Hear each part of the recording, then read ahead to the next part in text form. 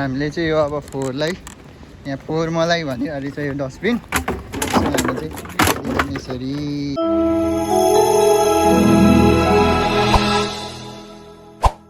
कसरी बन्छ होला यो यसो भनिदिनु सक्नुहुन्छ? उमालेर दुध उमाल्दा गरेर पुरौनी बन्छ, पुरौनीमा चिनी हालेर पेडा बनाउने हो। ए बाजेको पेडा चाहिँ कसरी बन्दो रहेछ भने उमाल्ने दुधलाई होइन, अनि त्यो पुराउनी बन्छ अरे, अनि त्यसलाई चिनी हल्का एड गर्दाखेरि चाहिँ बाजेको पेडा हुन्छ। र अहिले चाहिँ हामी छौँ यो सप्तकोशीको ब्रिजमा।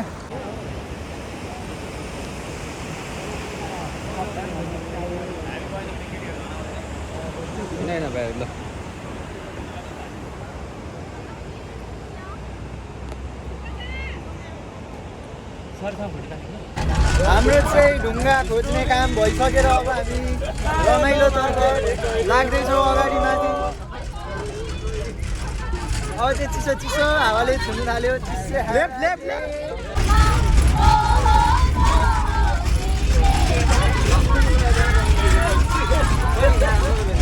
अहिले चाहिँ हामी आइसक्यौँ यहाँ भेडेटार।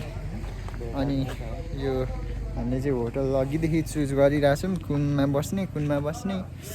त्यही भएर साथीहरू सोधिरहेछन्। फाइनली हाम्रो रुम चाहिँ फिक्स भइसकेको छ। अब हामी जाँदैछौँ यहाँ तल। आदि माथि नै बस्ने भए, हामी चाहिँ तलै जाने भयौँ। राम्रो पनि रहेछ, भ्यू पनि बबाल देखिँदो रहेछ। ल नमस्ते हजुर, म चाहिँ साकार दाहाल। आफ्नो नमस्कार gym bro peaceful room deluxe आफ्नो हल्का दिँदै जानुपर्ने भयो हो। माथि म बस्छु। खोइ सुगम र मेरो लागि चाहिँ बुक भइसक्यो भेट। एकजनाको नाम चाहिँ थाहा भएन मलाई। केही एकजनाको नाम थाहा भएन क्या। केही वेलकम टु हिज ब्लग। ओइ यहाँबाट सिधा चिप्ल्यो भने चाहिँ ल हामी चाहिँ हाम्रो रुमतिर गएको।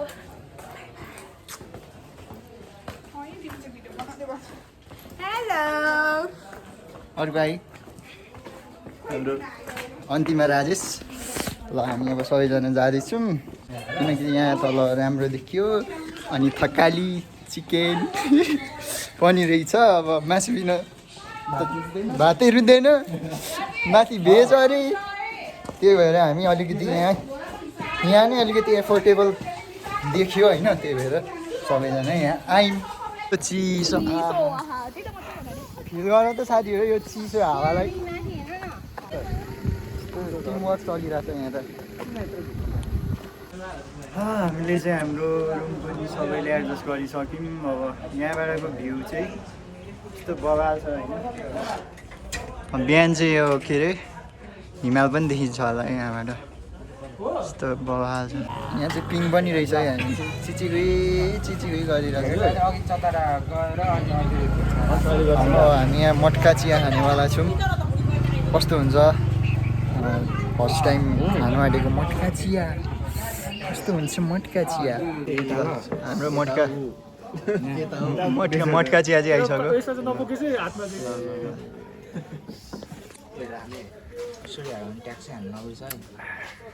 दामी याद। यो मटका चियाको कपमा चाहिँ मेरो च्यानल बनाउनु।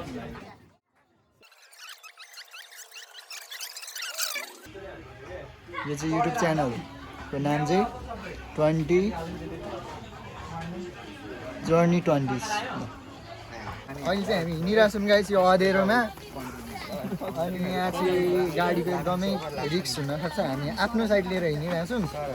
अनि किन हिँडिरहेछौँ भन्दा हेभन डाँडा बाटो चाहिँ नाइटको भ्यू कस्तो देखिन्छ। सो त्यसको लागि गाइस हामी आइपुगिसक्यौँ अब यो हेभन डाँडाको छेउछाउमा।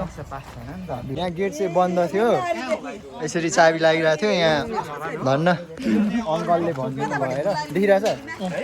अङ्कलले भनिदिनु भएर यहाँ एकछिनको लागि सर्टेन टाइमको लागि चाहिँ खोलिदिँदै हुनुहुन्छ। अब हाम्रो भ्यू हेर्ने सपना पुरा हुने। बाहिरबाट आउनुभएको तपाईँहरूलाई पनि एकदम यो चाहिँ हेभन डाँडा आउनुपर्छ। तपाईँहरूलाई धेरै धेरै अङ्कललाई धेरै धेरै धन्यवाद। यत्रोजना आएको छन् अनि हाम्रा साथीहरू उहाँलाई दिनुपर्छ है मलाई भन्दा पनि बधाई छ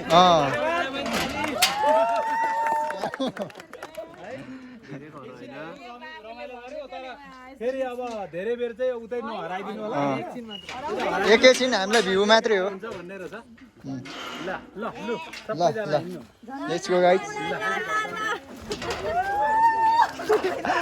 सबैजना भ्यू हेर्न आएको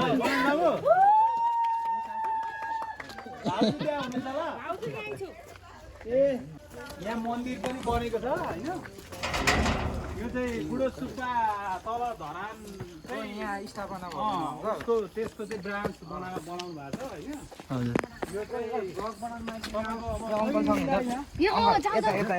हजुर यता यता यता हुन्छ हुन्छ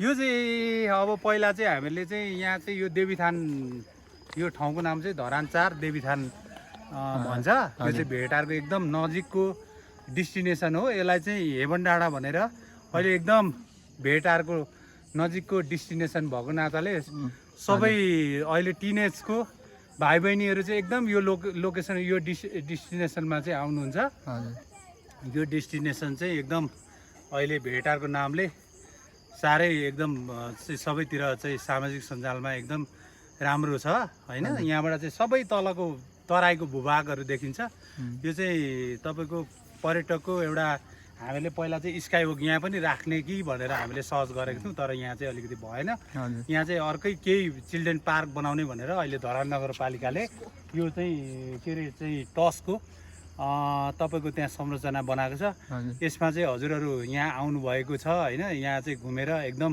तपाईँहरूले यहाँको चाहिँ अवलोकन गरेर चाहिँ जुन जुन ठाउँबाट आउनुभएको भए पनि तपाईँहरूलाई धेरै धेरै धन्यवाद यो भेटार देवीथानको चाहिँ मेरो यहाँ रिसोर्ट पनि बन्दैछ एउटा सिनारियो रिसोर्ट भनेर यहाँ मुनतिर ठ्याक्कै बिल्डिङ नयाँ अहिले म देखाउँछु यहाँ नजिकै यो तल्लो टर्निङको छेउमा तपाईँहरूलाई एकदम स्वागत छ देवीथान यो हेभन डाँडाबाट चाहिँ म पनि यीको भेटारको होटल एसोसिएसनको सचिव भएको नाताले मेरो नाम चाहिँ रमेश श्रेष्ठ तपाईँहरूलाई सबैलाई एकमुष्ट नमस्कार ल धन्यवाद लुक लुक गाइड्स हो नाइटको व्यू यस्तो देखिँदो रहेछ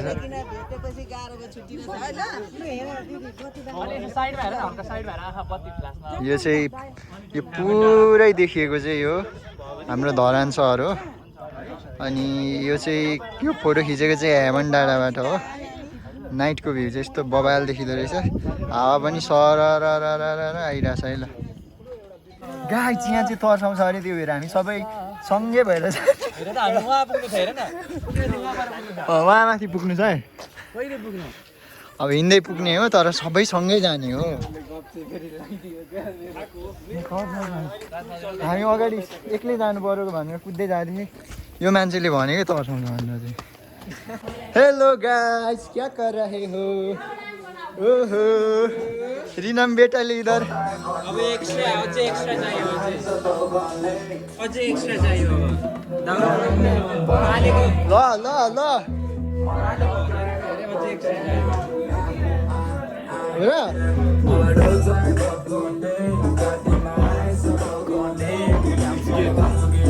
के छ साकार ब्रो ओ हेलो गाइस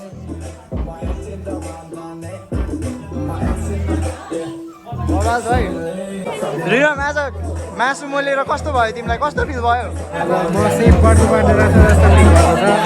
यो रिनमलाई त चिक्ना देखिरहेछ त आज हो आजको स्पेसल सेफ चाहिँ हाम्रो रिनम हुनुहुन्छ गीत बजिरहेछ नाच्नु मन लागिरहेछ तर खुट्टा दुखेर आज लास्टै गाह्रो भयो क्या धेरै कति बज्यो अहिले कति बज्यो 11:30 भइसक्यो अब चाहिँ हामी एकला बोलेर हामीलाई अब रेड हुँदैछ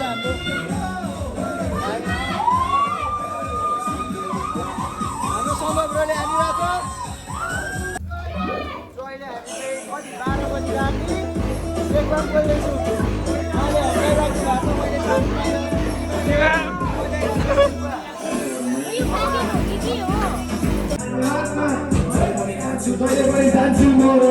छ एउटा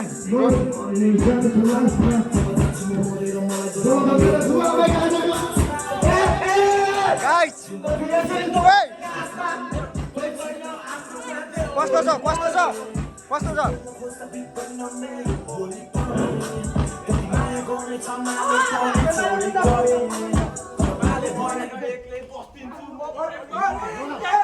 कस्तो कस्तो कस्तो छ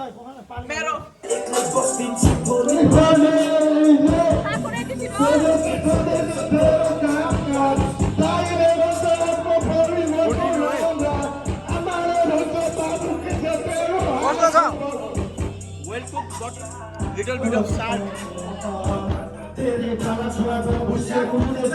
दामी ओए परिना परिना कस्तो छ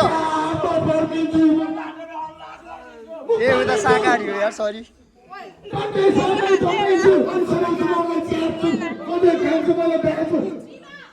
लगाइस हल्का रिकमेन्ड कस्तो छ भनिदिनु पर्यो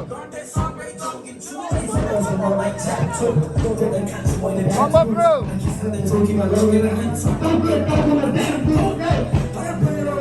कस्तो छ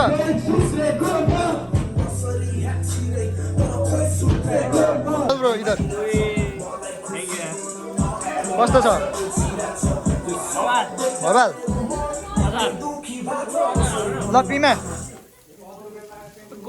होइन हौ खाऊ न चाहना एउटा चाहेर रिकमेन्ड देऊ ओए प्रदीप अचार छ त त्यहाँ